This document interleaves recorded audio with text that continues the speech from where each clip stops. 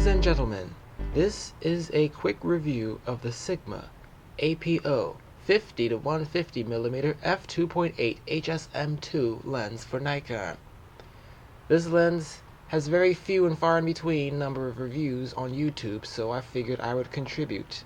This lens has HSM, which stands for Hypersonic Motor, which means the lens has a built-in motor that is fast and very quiet, and it will work on entry-level bodies such as the Nikon D40, D40X, D60, D3000 series, and the D5000 series, which includes the new D5300. And of course, it will work on any other Nikon body as well, such as the D7100, which you see to the left of the lens. That is the camera I'm going to be testing this lens on. What we have here is the lens hood. It can screw on like that, or it is reversible.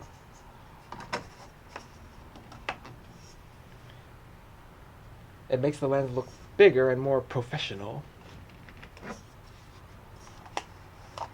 But it also protects against sun glare and glare from other lights. It takes 67mm threads and lens caps. As you can see, I have a Nikon cap. Isn't it beautiful? And the good thing about it is, unlike other short and long telephoto zoom lenses with a constant f2.8 aperture, this lens is pretty much the smallest in its class. It is about the size of Nikon's 70 to 300mm VR lens. The zoom and the size of the lens remains constant, no matter how far you zoom or how much you focus, which is amazing for this type of lens and for the size. The price is usually at least $500. I think it retails new for about $650 or so.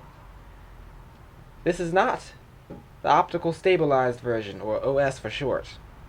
The OS version is about 75% longer and heavier, about the size of Sigma's 70 to 200mm f2.8 lens, which is made for full frame cameras. This here is made for crop sensor cameras.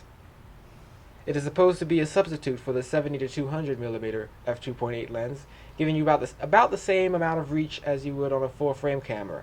You get about 75 to 225mm of effective range on a crop sensor camera with this lens, with the f2.8 aperture. Now, I shall mount this onto my D7100. The minimum focus for this lens is 1 meter, or about 3 feet, which means this lens cannot do macro. You will need a macro lens. So, now I'm going to go test the autofocus speed. We are now going to test how fast the autofocus is, from infinity to 1 meter and then back to infinity.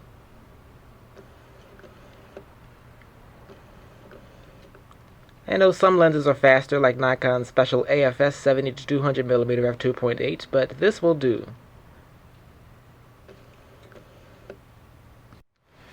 It focuses about the same speed at 50mm and at 150mm. I had tested the speed with the cap on at 150mm. Now we're going to go take the cap off and focus on a real-world object, about 3 meters away. Starting at 50mm. As you can see, I have the camera resting sideways on a table. This is to simulate the vertical orientation that most portrait shooters shoot. Okay, so now I have it on 50mm, and I'm first going to go and start from infinity, and then from the minimum focus distance, which is 1 meter. Now we're going to go to 150mm, starting at infinity, and then from the closest focus distance, 1 meter. Focus on something a little bit closer. There we go. And there you have it. It's pretty fast, in my opinion, and it's quiet, so it's not intrusive, which means it is good for weddings, portraits, and with the speed, I think you can get away with some decent sports shots at this range as well. The Sigma 50 to 150mm f2.8 gives you a beautiful bokeh. That is the out of focus background provided by the shallow depth of field at wide apertures. Due to its small size, the Sigma 50 to 150mm f2.8 APO HSM2 lens without image stabilization does not have a tripod collar. But as you can see, with my autofocus speed tests, I am using a tripod mount for a smartphone that I happen to have lying around, and it works pretty well as a support for me to conduct my tests. So now, I'm going to test live view autofocus. Starting at 50mm and close range, I'm going to focus on something that is 15 feet or 6 meters away. So it actually focuses slower, obviously, but not quite that slow. It focuses faster than most consumer level lenses in live view, which is actually quite impressive. And then from infinity, it hunts a teeny bit, but not a big deal. After all, it is live view. Now at 70mm from close range. Whoa! That was fast. It actually went and focused. Let's do this one more. Let's do that one more time.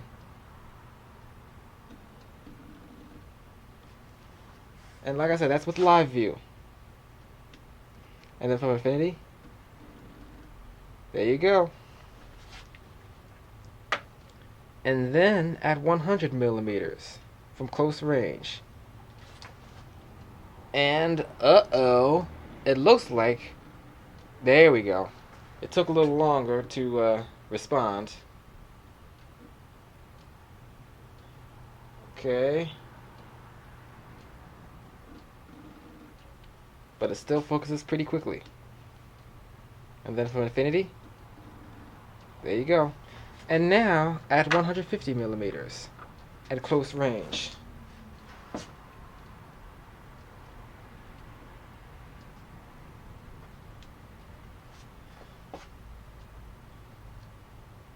Uh-oh.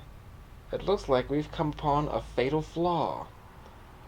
Live view does not seem to want to... Okay. That was kind of weird. But, like I said, it is a bit of a flaw because it went to infinity, and then each time you press it, it goes down just a tiny bit. So it won't even focus.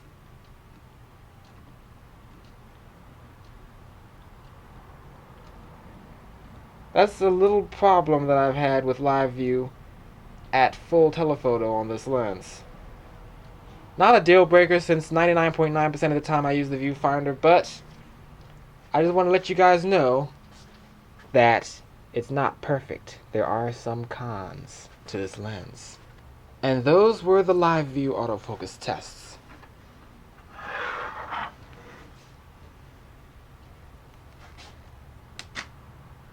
So now, there you go.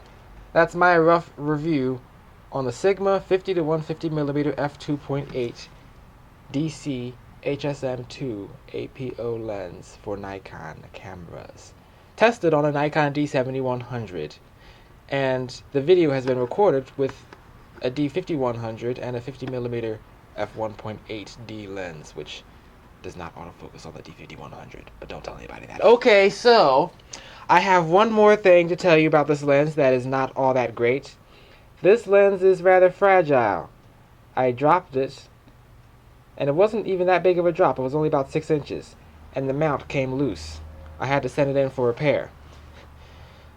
But long story short, if you are very careful with it, it will love you long time. It will be a beautiful gem to use for sports, portraits, weddings, low light, and pretty much anything.